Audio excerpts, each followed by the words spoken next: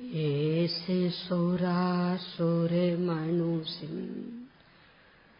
वन्दितं तोदिघायिकं विमलम् प्रणमामि वर्धमानं तीर्थं धम्मस्य कर्तारम् शेषे पुण्यतीर्थैरे ससविसिद्धि विशुद्धि स्वभावे समिनेनानदंसन् चरितो वीर्यायारे ते सवे समेगं पत्तेगमेव पत्तेगम् वन्दामि वटन्ते अर्हन्ते मानुषे खेते केचा अर्हन्ताणं सिद्धाणं तन्नमो गणहराणम् अज्झावैवगाणम् साहूनं चेविसवेसिं तेसिं विशुद्धिदंसन् नानपहाना समं समासेज्य उपसंपेयामि सम्मम् जतो निर्वाण संपत्ति। ओम ह्रीं श्री अरहंत सिद्ध आचार्य उपाध्याय साधु पंच परमेष्ठिभ्यो नमो नमः। अपना जीवन सुख शांति में कैसे बने, सुखमय जीवन का उपाय क्या है, जीवन को सुखी बनाने की कला क्या है, इस विषय पर चर्चा करते हुए पूज्य गुरुदेव श्री की वाणी के निष्कर्ष के रूप में 5 बिंदु अपन देख रहे हैं। संयोगों की असारता, विभावों की विपरीतता, पर्यायों की पामरता, स्वभाव की सामर्थ्य और क्रमबद्ध पर्याय। इनमें से पहले बिंदु पर अपन चर्चा कर रहे हैं, संयोगों की असारता। अपने पुण्य पाप के उदय की निमित्तता में अथवा शुभ शुभ भाव के निमित्त कारणभूत जितने जो भी पदार्थ यानी शरीर से लेकर के देव शास्त्र गुरु तक सारा विश्व, इन सब का एक नाम संयोग। और ये अपने लिए सुखी बनाने में रंच मात्र भी समर्थ नहीं है, पूर्णतया व्यर्थ है। ऐसा निर्णय करना, इसका नाम है संयोगों की असारता का निर्णय। ये निर्णय अपन 3 बिंदुओं से करेंगे। एक तो संयोगों की अनित्यता मतलब अध्रुवता, दूसरे संयोगों की असरणता और तीसरे संयोगों की अशुचिता। बस इसीलिए संयोग असार है। कल अपन ने संयोगों की अनित्यता पर चर्चा प्रारंभ की थी। यहां तक अपन देख चुके हैं कि संयोग नाम ही उसका कि जो वियोग धर्म यानी मिला है, यह बात ही इसकी निशानी कि नियम से ये छूटेगा। यानी जो चीज मिलती नहीं है अनादि की होती है वही छूटती नहीं है, मतलब अनंत काल तक टिकती है। संयोग तो कोई भी ऐसा नहीं है कि जो अनादि का हो, इसीलिए कोई अनंत काल तक टिकता नहीं है। तो संयोग मात्र ही वियोग धर्म है, यानी नियम से वे छूटते हैं, नष्ट होते हैं। इससे कोई फर्क नहीं पड़ना है कि कौन सा संयोग, यानी हम आपके लिए, आप हमारे लिए, वो तो परस्पर का दोनों का ही है ना, पर नियम से वियोग होगा। अपने यहां तो परिणामों में थोड़ी सी परोन्मुखी वृत्ति के प्रति उपेक्षा रहे, इसके लिए 12 भावनाओं का चिंतन करने की आज्ञा जो आचार्यों ने दी है, उसमें सबसे पहले ही है अनित्य भावना कि प्रति क्षण इसका चिंतन करो। यद्यपि प्रत्येक वस्तु नित्य नित्यात्मक है, तो उसमें नित्य धर्म भी विद्यमान है, परंतु वास्तव में संयोग किसी वस्तु का नाम नहीं है, उसमें तो पर्याय की ही मुख्यता है। चाहे ये असमान जाति द्रव पर्याय कहें, चाहे ये विभाव व्यंजन पर्याय कहें, और चाहे रूप रसगंध आदि रूप अर्थ पर्याय कहें, पर इनमें तो सब में पर्यायों की ही मुख्यता। पर्यायों का मूल जीवन ही मात्र एक समय का, ये तो वैसी चल जाती है तो काफी लंबी अपने को दिखने लगती है, 70, 80, 90 साल की मनुष्य पर्याय, पर मूल में कोई भी पर्याय 70, 80, 90 साल की होती है, एक समय की। क्यों इतने जल्दी चली गई ये पर्याय, ये आश्चर्य का विषय नहीं है।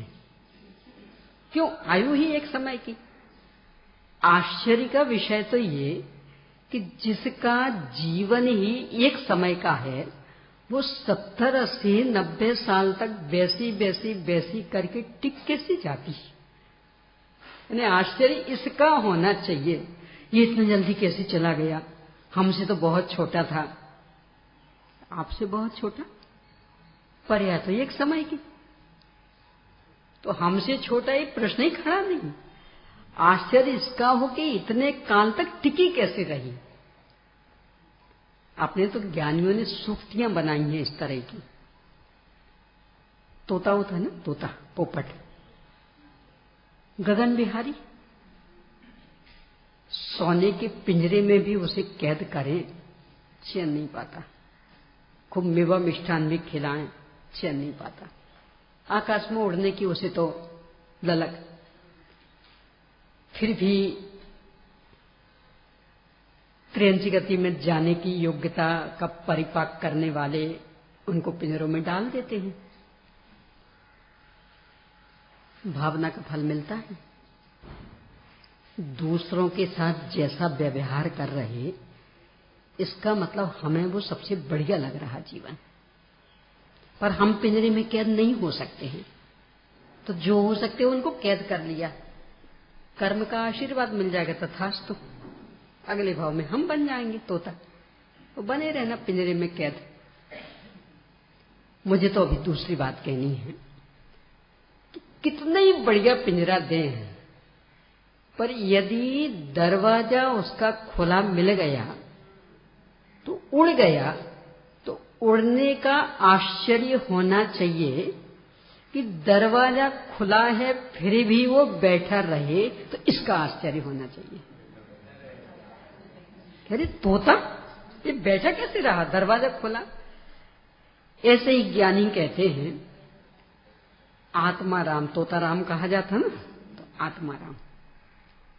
तो वे कहते 9 द्वारों का पिंजरा, तामे सुआ समाय, उड़वे को अचरज नहीं, बैठो अचरज थाय।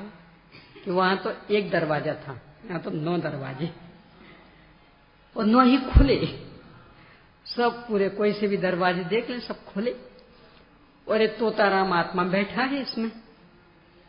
तो ये कैसे उड़ गया इतने जल्दी? आश्चर्य इसका होना चाहिए कि बैठा कैसे रहा, यानी इसने इतना लंबा जीवन इस कैद में कैसे बिता दिया, इस कारागृह में इतना लंबा जीवन बीत कैसे गया? आश्चर्य तो इसका होना चाहिए, क्योंकि दरवाजे नौ के नौ खुले। चूंकि शरीर का संयोग हुआ है वियोग धर्मा ही, यानी नियम से ये नष्ट होगा, नियम से संयोग छूटेंगे, टिकने वाले नहीं। कल अपन ने चर्चा की थी कि बस इसके ही बल पर ना तो दीनता-हीनता के लिए अवसर और ना अकड़ के लिए अवसर। अपनी तो संपूर्ण संस्कृति में ही एक वाक्य चलता, ये भी ना रहेंगे, सुना होगा, बहुत प्रसिद्ध बात, ये भी ना रहेंगे। यानी शरीर में बीमारी आ गई तो ये भी ना रहेंगे, बहुत स्वस्थ शरीर तो ये भी ना रहेगा, परिवार बहुत अनुकूल तो ये भी ना रहेगा, और परिवार बहुत प्रतिकूल तो ये भी ना रहेगा, अकेले हैं ये भी ना रहेगा, और खूब खूब बड़े कुटुंब के साथ रह रहे ये भी ना रहेगा। यानी कोई सी भी परिस्थिति हो, कोई सा भी वातावरण हो, कोई सा भी संयोग हो, हर एक में ये बात घटित होगी कि ये भी ना रहेगा। तो पहले से अपने को ये बात ख्याल में रहे कि ये भी ना रहेगा, तो उसको लेकर के चित्त कितना आंदोलित होगा। देखो इसको ऐसा लें अपन, उदाहरण समझना, अभिशाप नहीं। आपकी बहू गर्भवती है, पहले ही महीने से, यानी जैसी शंका आई कि शायद बहुत बेचैनी है उसको, डॉक्टरों को दिखाया, उन्हें कहा गर्भधारणा तो हो चुकी है, पर या तो बच्चा बीच में ही खत्म हो जाएगा, कदाचित जीवित जन्म ले लिया तो ज्यादा से ज्यादा जिएगा तो 5 मिनट। उसको जो बीमारी है जिसके कारण मां भी तकलीफ पा रही, इससे ज्यादा उसका जीवन नहीं है। आपको शंका हुई, चित्त बेबल है, तो आपने और भी बड़े बड़े डॉक्टरों से, यहाँ के भी सब, दिल्ली भी ले गए, लंदन भी ले गए, अमेरिका भी ले गए, क्यों आज के जमाने में पैसे की तो कमी रह नहीं गई, यानी पुण्य का उदय फला है ना, तो बस वो ऐसे पापों में लगता है, यानी वस्तु स्वरूप के विरुद्ध षड्यंत्र। आजकल समाधि इसीलिए दूभर होती जा रही। पहले ज्यादा पैसा नहीं था लोगों के पास, ज्यादा मेडिसिन की व्यवस्था भी नहीं थी, तो अपने गांव तक ही वैद्य डॉक्टरों के चक्कर काटते, और जहां उनने कह दिया भैया हमारे बस की बात नहीं, तो सबकी ये भावना रहती थी कि अब संलेखना की साधना करें, क्या यहां वहां भाग दौड़। और अब मेडिसिन खूब विकसित हो गया, तो देश में नहीं तो विदेश में, वो कहेंगे आशा पर आसमान टिका है, जब तक श्वास तब तक आशा, कैसे छोड़ दें। और इसलिए संलेखना दुर्लभ, यानी मरण वहीं होगा, घर में अब नहीं मर सकते। तो वो सब डॉक्टरों का एक ही निर्णय रहा कि बच्चा नहीं बचेगा। अब जो है कर क्या सकते, यानी जितना भी आपका आप बस था पूरा पूरा आपने किया, पर कहीं भी कुछ सफलता के लिए अवसर नहीं। 9.25 महीने पूरे हो गए, बच्चे का जन्म हो गया, अच्छा बच्चा है, खूब गोरा भूरा, बिल्कुल नाक नक्शा बढ़िया, कामदेव जैसा सुंदर।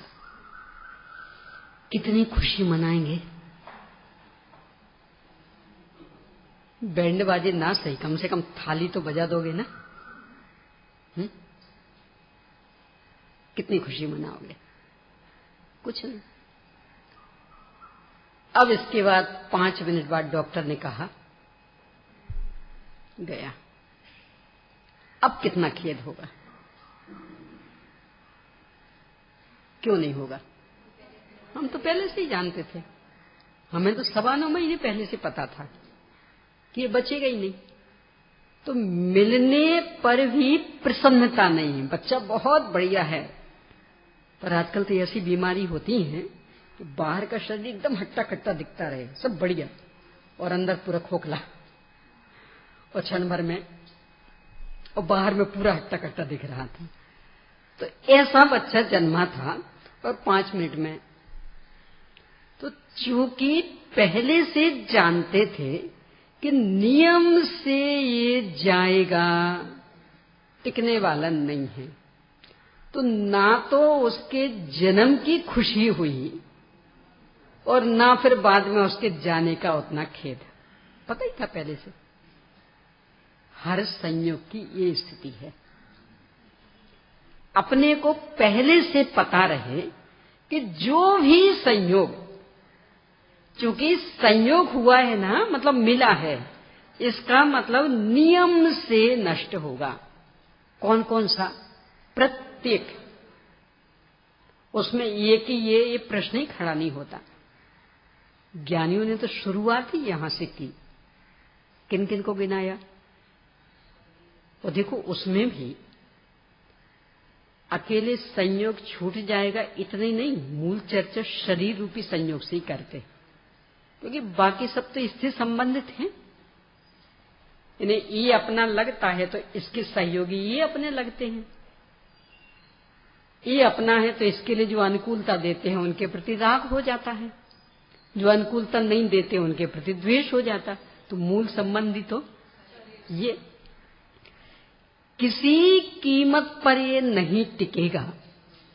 ज्ञानियों ने शुरुआत ही यहां से की। राजा राणा छत्रपति हाथिन के असवार, मरना सबको एक दिन अपनी अपनी बार। कहाँ रचे पचे, कौन से संयोग को लेके राग करें, किसको लेके द्वेष करें, नियम से छूटना है। ये निरंतर विचार रखना, इसका नाम है संयोगों की अनित्यता का विचार। और ये निरंतर अपने उपयोग में घूमता रहे। आज से 10 लक्षण पर्व शुरू हो गए। पर्युषण पर्व, उपासना के पर्व, आराधना के पर्व, मौज मस्ती के नहीं, त्याग वैराग्य पूर्वक स्वरूप स्थिरता के पर्व, विश्व मात्र के प्रति मैत्री भाव, समता और अपने में स्थिरता, विषमता के लिए कोई अवसर नहीं। तो 10 लक्षण पर्व की जो पंडित ध्यानत राय जी ने पूजन लिखी, उसके उत्तम मार्दव धर्म के अर्घ्य में इसी बात को याद दिलाया। किस पे अकड़ रहे हो? अरे सब हमारे जैसा किसके पास है? क्या लिखते? जीत विजोवन धन गुमान, कहा करे जल बुध बुधा। किस पे अकड़ रहे? अरे ऐसा हमने कितनी लंबी आयु पाई, क्या हमारी यौवन दशा, इन्हें पत्थर में भी लात मारे तो पानी निकाल लें, इतनी ताकत रखते। यौवन इतना, और धन, अरे धन का तो क्या कहना, अमेरिका को खरीद सकते। क्या लिखते वे? कहाँ करे गुमान जल बुदबुदा है। पानी में बबूले उठते हैं, उठते दिखते तो हैं, पर टिकने वाला एक भी नहीं है, क्योंकि ये संयोग है, ये अनित्य है। ऐसा हर संयोग में लगाना, क्योंकि इससे आगे का विषय और भी अधिक महत्वपूर्ण है, इसलिए ज्यादा इस पर और चर्चा नहीं करते हैं। पर आप सोचना, यानी जो भी संयोग अच्छे बुरे का भेद करने के लिए अवसर ही नहीं, जो भी संयोग शरीर से लेके पूरा विश्व, सब कुछ वियोग धर्मा नियम से छूटेगा। ये एक बात हुई। अब दूसरी, अशरण, सहारा नहीं है। न ये किसी को सहारा दे सकते, क्योंकि नियम से स्वयं ही मिटने वाले हैं, और न इन्हें कोई सहारा दे सकता, यानी जाने से रोक ले ऐसी किसी में भी ताकत नहीं है पूरे विश्व के अंदर। इस तरह का विचार करना, इसका नाम है संयोगों की अशरणता।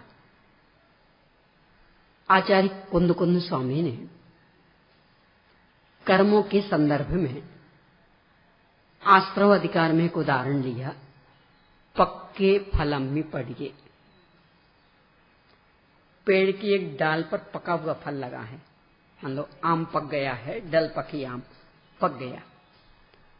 वे पूछते हैं, उसे रोकने की ताकत विश्व में किसी की है? हम बांध देंगे, अच्छे से चिपका देंगे फेविकॉल से। ये कितने ही करना, डाली से तो नियम से टूटेगा। अब बाकी आप बांध दोगे, चिपका दोगे तो कदाचित उस एरिया में दिख सकता है, पर जो डाली से जुड़ान है वो तो नियम से टूटेगा। क्यों? क्योंकि डाली से जुड़ने का कारण तो उसका कच्चापन था। जब तक वो कच्चा है तब तक ही डाली से जुड़ा रह सकता, और जहां पका तो अब तो बस गिरना ही उसका एक मार्ग है। यानी उसे किसी भी कीमत पर अब रोका नहीं जा सकता। इसका नाम है अशरण। यानी गिरना उसका स्वभाव परिपक्व होकर के, तो वो कोई उसके लिए सहारा नहीं है। ऐसे ही जितने जो भी संयोग अपन चाहें कि इन्हें अपने सानिध्य में रख लें, अथवा वे चाहें कि हमें अपने सानिध्य में रख लें, दोनों ओर से ही अशरण। और कितनी कितनी अशरणता, अपनी तो क्या हैसियत। ज्ञानियों ने तो किन किन को याद किया। दल बल देवी देवता, मात पिता परिवार, मरती वीरिया जीव को न राखने हार। कि माता पिता परिवार की तो क्या बात करें, दल बल देवी देवता। बुद्धजन जी ने एक 12 भावना लिखी, उसमें इस बिंदु को और अधिक भावात्मक बनाया। वे ऐसा लिखते हैं, तब शरण का की लेगा, जब इंद्र हु ना रहत है। किसकी शरण जा रहे?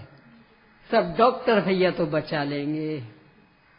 उन डॉक्टर भैया से पूछो, वे तो बच जाएंगे ना, वे तो टिके रहेंगे ना। तो जब वे ही नहीं अपने शरीर को टिका सकते, तो हमारे शरीर को कैसे टिका लेंगे? वे अपने सगे माता पिता को नहीं टिका पाए, तो हमारे माता पिता को कैसे टिका लेंगे? वे अपने कुटुंबियों को नहीं टिका पाए, उन्हें सहारा नहीं दे पाए, तो हमें कैसे सहारा दे देंगे? कि सब डॉक्टर भैया की ना से ज्यादा ताकत है। इंद्र जिनेंद्र, तो इंद्र से तो पहले पूछे कि वो तो टिका रहेगा ना, वो सौधर्म इंद्र। इतनी ताकत कि जम्बूद्वीप को ऐसा बॉल जैसा घुमा दे, बिल्कुल आसानी से। एक बॉलून है हाथ में इतनी सी, एकदम, यानी थोड़ा सा भी कष्ट नहीं होना, सीधा। तो अपने पूरे 1 लाख वजन के जम्बूद्वीप को यूं घुमा दे। घुमाता नहीं है, इतना गुस्सा नहीं आता उसे, कसाई की मंदता रहती, पर ताकत है इतनी। तो इतनी ताकत वाला इंद्र भी अपने शरीर को एक समय भी अधिक नहीं रख सकता। जितनी आयु लेकर के गया है बस उतना ही टिकेगा। इसके बाद चाहे कि एक समय, ऐसा भी तो प्रसंग बन सकता ना, किन्हीं तीर्थंकर का जन्म हो, उसे पता लग गया, अवधि ज्ञान है तो अपनी आयु भी पता लग गई। तो पता लगा बस 2 मिनट की आयु, और यहां जन्म कल्याणक मनाने तो आना है। तो इतना तो कम से कम कर सकता है ना, कि कम से कम इन तीर्थंकर का तो जन्म कल्याणक मना लूं। बाकी आएंगे तो फिर दूसरे इंद्र मनाएंगे, पर इनका तो एक बार मना लूं। कर सकता इंद्र, जम्बूद्वीप को गेंद के जैसा हिलाने की सामर्थ्य रखने वाला। अरे छोड़े इंद्र को, क्या ताकत, क्षौक्षमिक बलधारी है, अनंत बलधारी तीर्थंकर भगवान। महावीर पुराण, भगवान महावीर स्वामी का जीवन चरित्र एक अपभ्रंश भाषा में भी लिखा गया, बड्डमान चर्यु, असंग कवि ने लिखा है। लिखने वाले का नाम असंग, असंग निस्संग योगी, तो नाम ही उन्हें अपना रखा असंग, उनके द्वारा लिखा हुआ। तो उसमें एक बहुत भावनात्मक घटना, कार्तिक कृष्ण अमावस्या, ब्रह्म मुहूर्त चल रहा है। इंद्र को ख्याल में आ गया कि बस थोड़ी सी ही देर में भगवान का निर्वाण होने वाला। भगवान बोलते नहीं हैं, इंद्र भी बुलवा नहीं सकता, पर कवि तो कवि है, वे तो कुछ भी करवा देंगे, वे तो भगवान को भी बुलवा देंगे, इंद्र को भी बुलवा देंगे, सब कुछ।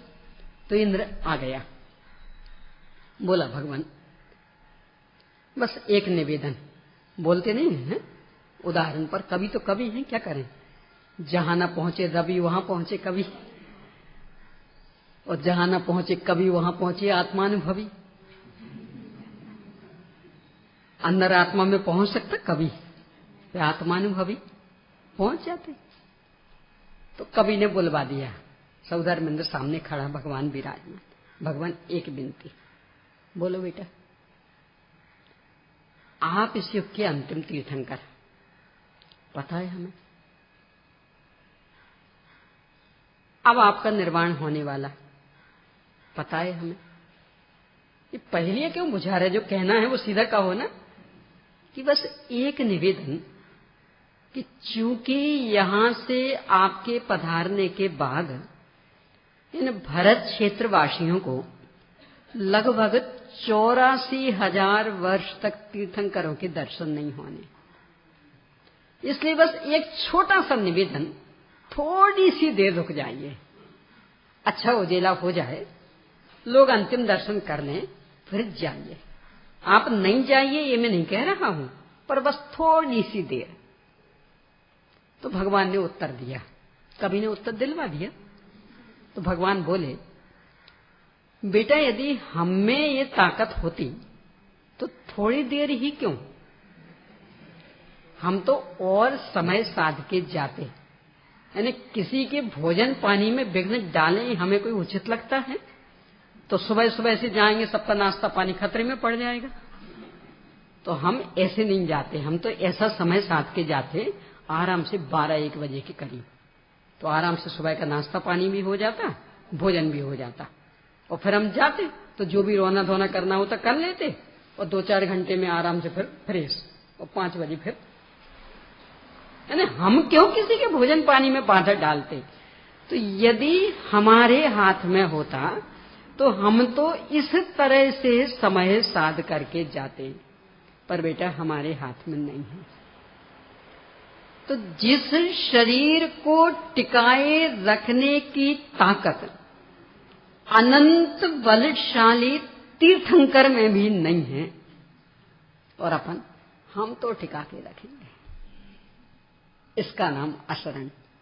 कोई सहारा नहीं है।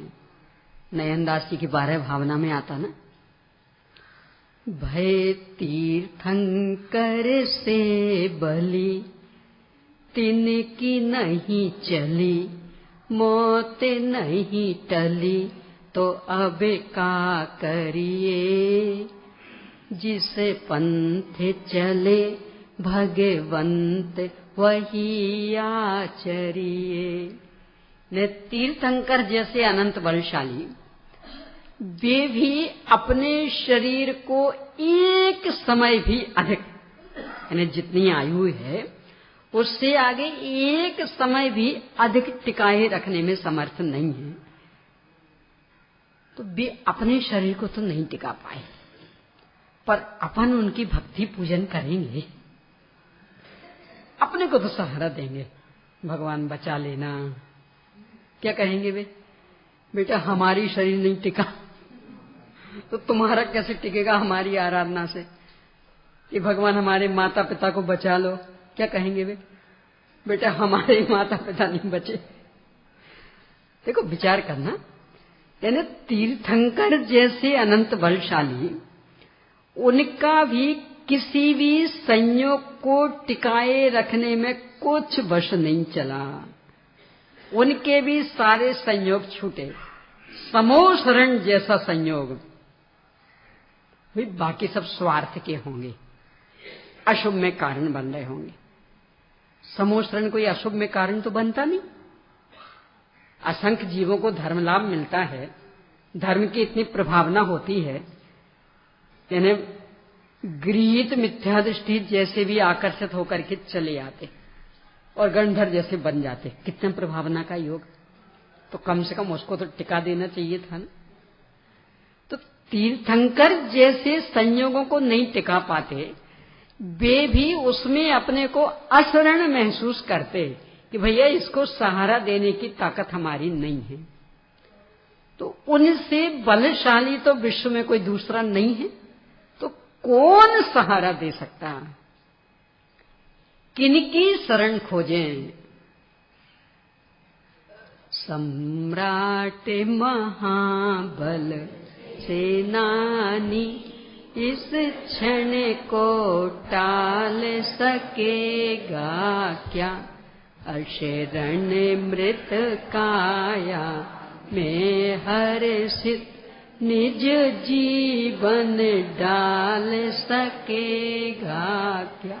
सम्राट महाबल सेनानी, अपने ये जो था ना सिकंदर, उसका तो इतिहास प्रसिद्ध है। जहां तक पहुंच गया था भारत से लौट के, इसको अपने मां से मिलने की बहुत तीव्र इच्छा थी। और जहां तक पहुंच गया था, और फिर लोकमान जैसे वैद्यों ने जवाब दे दिया, अब जीवन नहीं बचेगा, बस 2 घंटे की जिंदगी। यदि ये अपनी मां के पास जाता है तो भी 2.5 घंटा लगना है, मां को यहां बुलाता तो भी 2.5 घंटा। इतना अनुनय विनय किया कि पूरी मेरी संपत्ति ले लो, पर बस 2.5 घंटा, 2 घंटे की तो है ही जिंदगी, बस आधा घंटा बढ़ा दो। क्या हुआ? कुछ नहीं बढ़ सकता। इतना वैराग्य जगा उसको भी। यहां थोड़ी सी देशना तो मिल चुकी थी कल्याण मुनि के माध्यम से, तो परिणाम तो भीग चुके थे। जब अपने को वहां असहाय महसूस किया, इतना वैराग्य जगा कि ओहो इतनी अटूट संपत्ति, कितना ढेर, कैसी एक से एक सुंदर समर्पित भाव वाली पत्नियां, कितने कितने बच्चे, कोई मुझे आधा घंटे का जीवन नहीं दे सकता। इतने बड़े बड़े सेनापति, मंत्री, इतना अपने को एहसास असहाय महसूस किया कि अंत में अपनी अंतिम भावना व्यक्त की कि भैया जो हुआ सो हुआ, मैं तो समय पर सचेत नहीं हो पाया, पर कम से कम मेरा उदाहरण लेकर के दूसरे ही सचेत हो जाएं, इसलिए अब इतना करना। कितना करना कि जब ये मेरा जनाजा निकालो, शव यात्रा निकालो, तो जो ये अटूट संपत्ति सब पहले निकालना। सारे बच्चे, सारी पत्नियां, उन्हें भी पहले रखना। और हमारी अर्थी को कंधा हमारे बच्चे नहीं देवे, ये लुकमान जैसे वैद्य, क्योंकि अपना यही भ्रम है ना, सब समय पर यदि मेडिकल हेल्प मिल जाती तो शायद, वो तो क्या करें, अभागा रहा, मेडिकल हेल्प टाइम पर नहीं मिल पाई, इसलिए चले गए बेचारे। तो ये भ्रम टूटे हमें देख के, तो अर्थी को कंधा लुकमान वैद्य देवे कि समय पर नहीं मिल पाई, ये नहीं 24 घंटे बैठे थे और फिर भी आयु नहीं बढ़ा पाए। और हाथ रखना खाली, खाली तो है ही, खुले रखना कि दुनिया देखे कि इतना इतना संग्रह किया, जिन आर्तवद परिणामों में जिया है उनका फल भोगने के लिए तो चला गया, पर उनके फलस्वरूप जो ये इकट्ठी हुई वो सब ये पड़ी है, खाली हाथ जा रहा। कम से कम हमारे जनाजे को देख करके दूसरे लोग सबक सीख लें, ये है असरणता। इन्हें लुकमान जैसे वैद्य भी एक समय आयु को नहीं बढ़ा पाए। गर्भ से जिस शरीर में रह रहे हैं उस संयोग की ये हालत, तो बाकी ये सब तो बीच में मिलते हैं। इन्हें कौन सहारा दे सके, ये कैसे हमें सहारा दे सकें, यानी संयोग को टिकाने के लिए ये मददगार बने, कैसे संभव है। तो इसका निरंतर यदि विचार रहेगा तो इन संयोगों की ओर का आकर्षण छूटेगा। क्या होने वाला, अरे मरते समय नहीं बचा पाएंगे, बात इतना ही नहीं है। जैसा भी कर्म का उदय आएगा उसमें भी ये सब असरण, वो अनाथी राजा की कहानी कल ली थी ना, इस रूप में भी कि मैं तो अनाथ हूं। क्यों? अरे इतना बड़ा परिवार मेरा, इतनी पत्नियां, इतने बच्चे, माता पिता सब घेरे हुए खड़े, पर इतनी सी वेदना को बांटने में कोई समर्थ नहीं हो पाया, अकेले दम पर ही मुझे भोगनी पड़ी। तो फर्क क्या पड़ना है, किन्हीं का होना और नहीं होना, एक जैसा तो हो गया ना। लोगों का सोचना रहता ना, यानी मान लो हो शादीशुदा पर संतान नहीं हो, तो निरंतर इसी आकुलता में रहते, बुढ़ापा कैसे बीतेगा। इनके तो बाल बच्चे हैं, नाती पोते, तो इनका तो अच्छे से बीत जाएगा, हमारा क्या होगा, हमारे तो कोई नहीं। ये असरणता क्या बता रही कि चाहे हो और चाहे नहीं हो, होंगे तो घेर करके खड़े रह सकते हैं और नहीं होंगे तो अकेले पड़े रह सकते हो, पर बाकी जो वेदना है वो तो पूर्णतया अकेले भोगनी पड़ेगी। और पुण्य पाप का उदय भी ऐसा विचित्र, कोई सहारा नहीं दे सकता। कल दोपहर को चर्चा आई थी ना मुनिराज ऋषभदेव की, उसमें थोड़ा सा सुधार कर लेना। 70,56,000 करोड़ वर्ष निकाल लेना, जैसे संक्षेप में चल जाता है वो, फिर भी अपने जिनेश भैया आज आए नहीं आए, कहाँ बैठे नहीं है, तो उनने पूछा था तो सुधार कर लेना। 70,56,000 करोड़ वर्ष पुण्य का उदय था, तो सौधर्म इंद्र इतने लंबे काल तक व्यवस्था देता रहा, और फिर पाप का उदय आया तो 100 बेटे, एक दो नहीं, और सब एक से एक बढ़ के। कोई दीनहीन गरीब नहीं थे, चक्रवर्ती बनने वाले, कामदेव बनने वाले, मांडलिक राजा बनने वाले, सब एक से एक बढ़ के।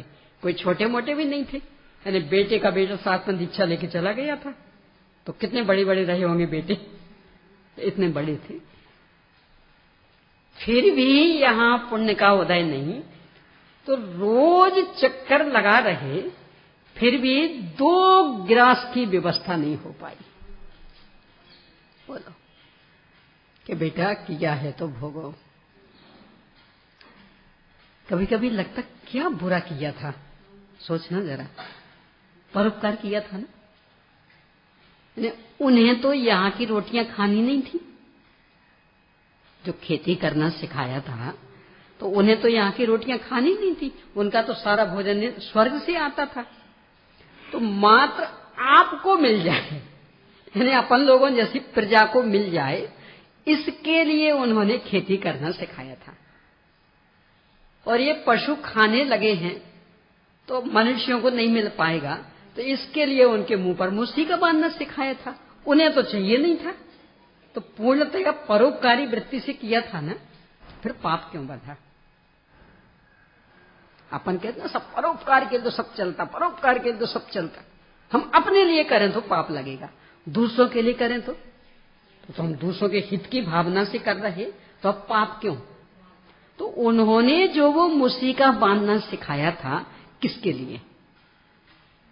कि प्रजाजनों को गेहूं दाल चावल मिल जाए, इसके लिए। उन्हें तो नहीं चाहिए था, तो पूर्णतया परोपकार की भावना थी ना। फिर अंतराय कर्म क्यों बंधा?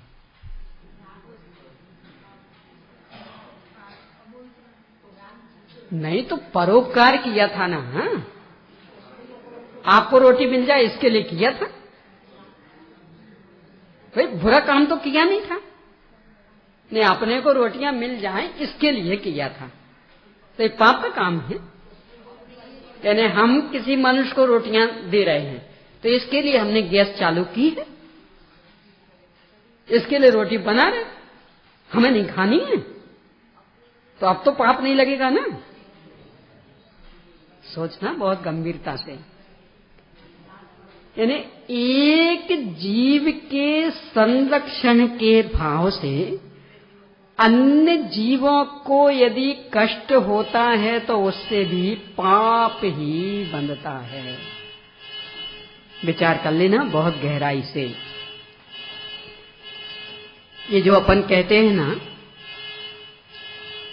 खास करके नई पीढ़ी को जब डॉक्टरी लाइन में भेजते हैं, तो उनका यही तर्क रहता, अरे सब इतना परोपकार करेंगे, कुछ मत कहो, किसी को भी तड़पने नहीं देंगे, बिल्कुल फ्री इलाज करेंगे और 24 घंटे फ्री सेवा देंगे, निस्वार्थ सेवा। तो बढ़िया काम है ना, हम पैसे नहीं कमाएंगे। जो ये बेचारे दीनहीन बिना इलाज के मर जाते, हम उन्हें नहीं मरने देंगे, हम तो इसके लिए कर रहे। तो उस एक मनुष्य को जिंदा रखने के चक्कर में वो जो दवाइयां दोगे असंख्य अनंत जीवों वाली, तो कितना पुण्य लगेगा। यानी असंख्य अनंत जीव मर रहे, किसके लिए? कि ये बच जाएं। तो अकेले यही जीव हैं, वो जीव नहीं है। यानी ये बच जाएं, इसके लिए हम वो टेबलेट दे रहे हैं इनको। और वो टेबलेट क्या है? तो असंख्य अनंत जीवों का भंडार। तो बे मरे तो मरे, ये बच जाएं। ये घटना क्या बता रही? कि एक मनुष्यों का उपकार हो जाए, इसके लिए मूसिका बांधना सिखाया। वो बैल जीव नहीं थे, वो प्राणी नहीं थे, तो उनके ऊपर दया नहीं आनी चाहिए थी। वे भी इनकी प्रजा थे कि नहीं थे? यानी जब ये राजा थे तो अकेले मनुष्य प्रजा में आते हैं कि बाकी प्राणी भी प्रजा में आते? तो इन प्रजा के खातिर इनको सताना, ये पुण्य का कार्य हुआ कि पाप का? यानी इनको रोटियां मिल जाए इसलिए इनसे छीन लेना, इन्हें नहीं खाने देना, क्यों? इनको देना है। और इन्हें क्यों देना? ये हमारे रिलेटिव है ना, इसलिए।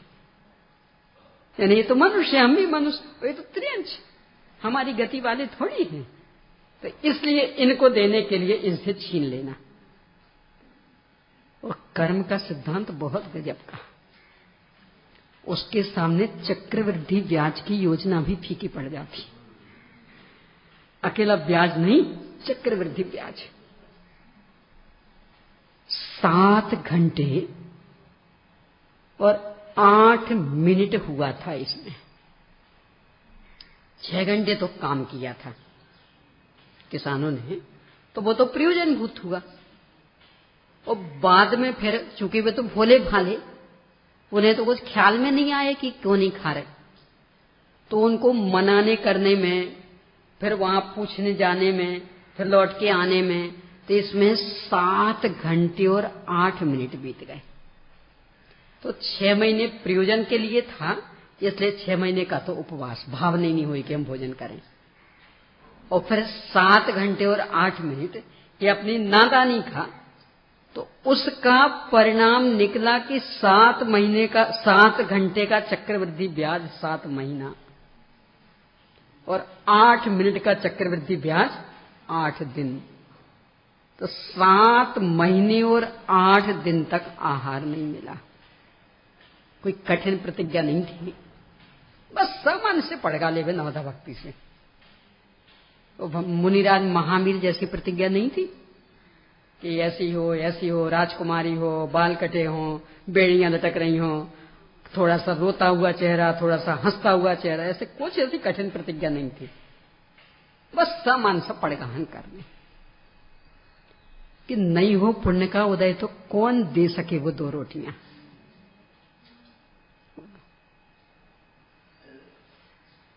परसों वो अनंग सरा आदि को भी याद किया था ना, 22,000 भाई, उन पर एक बहन। अंजना 100 भाइयों पर एक बहन। यानी पुण्य पाप का उदय पूर्णतया अकेले अकेले भोगना पड़ेगा, उसमें कोई भी दूसरा रंच मात्र भी सहायक नहीं हो सकता। कृष्ण का तो वर्ग कितना गजब का, नारायण, और पहले से पता लग गया था कि ये जो बेटा गर्भ में आया है ना, ये नारायण होने वाला, अर्धचक्री। कितनी खुशी होनी चाहिए माता पिता को। जन्म होते साथ ही चिंता, यानी थाली बजाने तक का भी भाव नहीं आया कि अर्धचक्री बेटा जन्मा है, खुशी तो मनाए। और मृत्यु काल में एक अंजुलि पानी देने वाला नहीं मिला। 16,000 पत्नियां होती हैं अर्धचक्री की। कितने बेटे होंगे? एक की एक भी संतान ले तो 16,000 तो होगी ना। ससुराल पक्ष कितना बड़ा, यहां से हम कुटुंब भी कितना बड़ा। श्री कृष्ण समुद्र विजय के 10वें भाई के बेटे थे। 10 भाई थे लोग, 2 बहनें, तो कितना बड़ा परिवार होगा सबका। चचेरे भाई कितने, सौतेले भाई कितने, क्योंकि वे भी वसुदेव थे, तो उनके भी तो कितना बड़ा परिवार। पर कर्म सिद्धांत क्या कहता? बेटा भीड़ जोड़ सकते हो, भोगना अकेले पड़ेगा। यदि पुण्य का उदय नहीं है तो 16,000 पत्नियां बैठी हों और तो भी अंजुलि भर पानी नहीं मिलेगा, सो नहीं मिलेगा। प्यास से तड़प तड़प के ही प्राण छूटेंगे। ये निरंतर ख्याल में रहे, तब इन संयोगों की ओर का आकर्षण टूटे कि कदाचित आप बड़ा कुटुंब कर लोगे तो भीड़ हो जाएगी, यानी आपको अकेले पड़ा नहीं रहना पड़ेगा, सब और घेरे रहेंगे, पर भोगने के लिए अकेले। तो क्या फर्क पड़ना अकेले पड़े हो कि संगेले पड़े हो, भोगना तो अकेले अकेले। ये निरंतर अपने उपयोग में घूमना चाहिए, हर प्रसंग में लगाना, चाहे पाप का उदय हो, चाहे पुण्य का उदय हो, चाहे शारीरिक स्वास्थ्य हो, चाहे बीमारी हो, अरे इतना ही नहीं, चाहे संसार का परिभ्रमण हो और चाहे मोक्ष, तो हम तो सबको साथ लेके मोक्ष में जाएंगे। कर्म सिद्धांत कहेगा यहीं घूमना, साथ लेके मोक्ष में नहीं जा सकते। क्यों?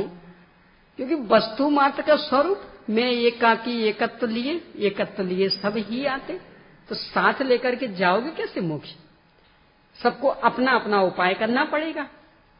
यदि साथ की भावना बनाई तो मात्र संसार फलेगा, और अशरणता की भावना कि यहां कोई किसी का सहारा नहीं, ना हम किसी के सहारा और ना कोई दूसरा हमारे लिए सहारा।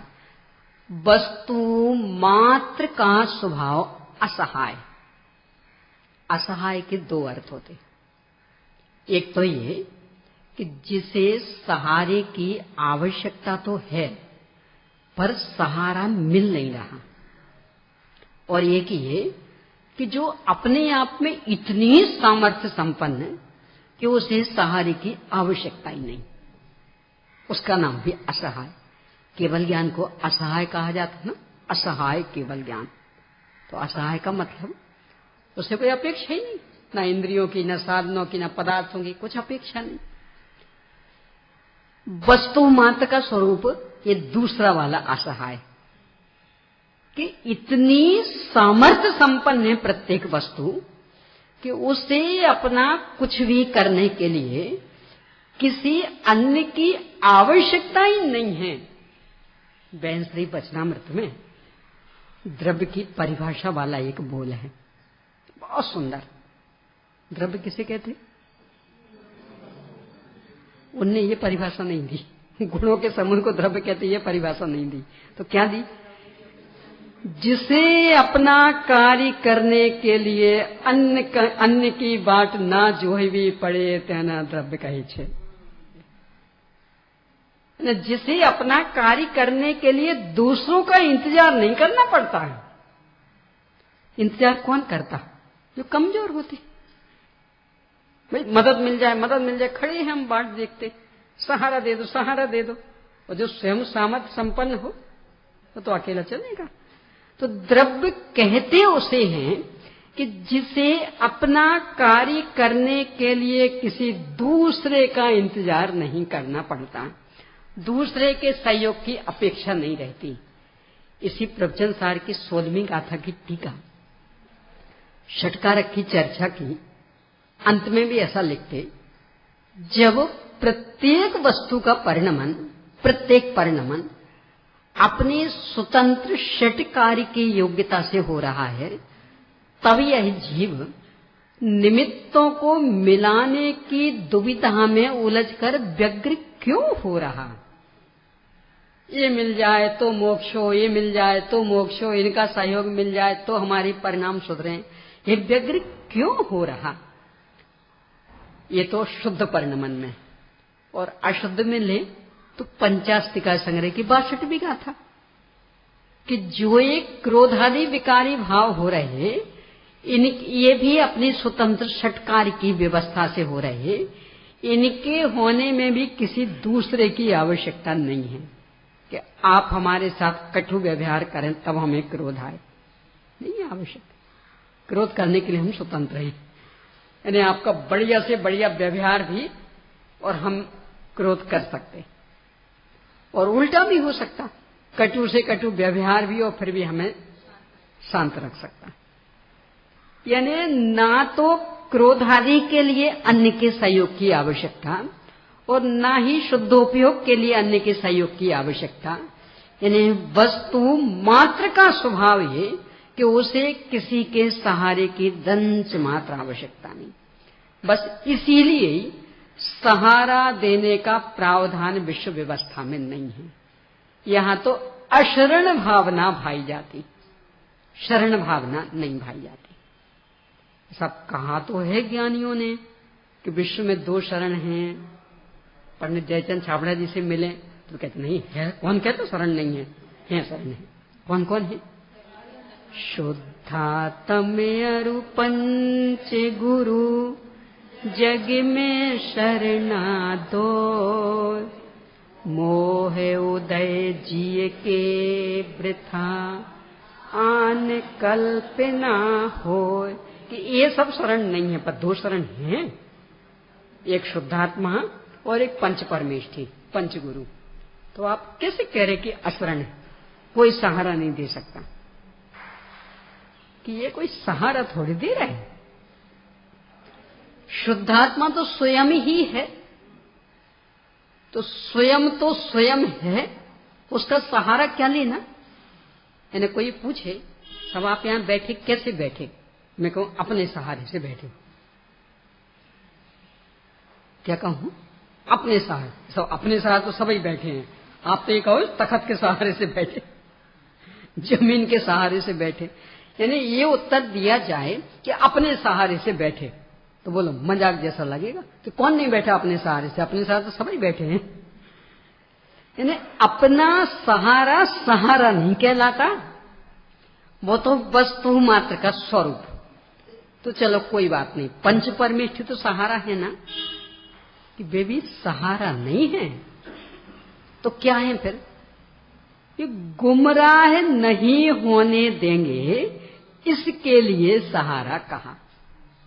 यानी बाकी ये सब तो हमें आश्वासन देंगे, घबराना नहीं, हमें है ना, जब तक हमें है तब तक आपका कुछ नहीं बिगड़ सकता, हम पूरी व्यवस्था करेंगे। तो ये ऐसे झूठे आश्वासन देंगे, यानी इस तरह से आश्वासन देंगे जैसे सब कुछ इनके ही हाथ में है, और जबकि हाथ में तो कुछ भी नहीं है। और पंच परमेष्ठी भगवान वे सीधा दो टूक जवाब देंगे, भैया ना हम सहारा दे सकते ना ये सहारा दे सकते, इसलिए किसी के भी भरोसे बिल्कुल नहीं रहना। बस अंतर मात्र इतना पढ़ना है कि हम तुम्हें झूठे आश्वासन भी नहीं देंगे और ये झूठे आश्वासन देंगे, तो तुम इनमें फंस जाओगे कि सब ठीक है, आप तो सहारा नहीं दे रहे, ये तो हमें सहारा दे देंगे ना। तो जो सहारा दे रहे हैं हम उनकी शरण में जाते हैं, कि यहां शरण के लिए अवसर है ही नहीं, इसलिए झूठे आश्वासनों में बिल्कुल नहीं फंसना। तो ये बात पंच परमेष्ठी भगवान कहेंगे, तो उन्होंने हमें गुमराह होने से बचा लिया।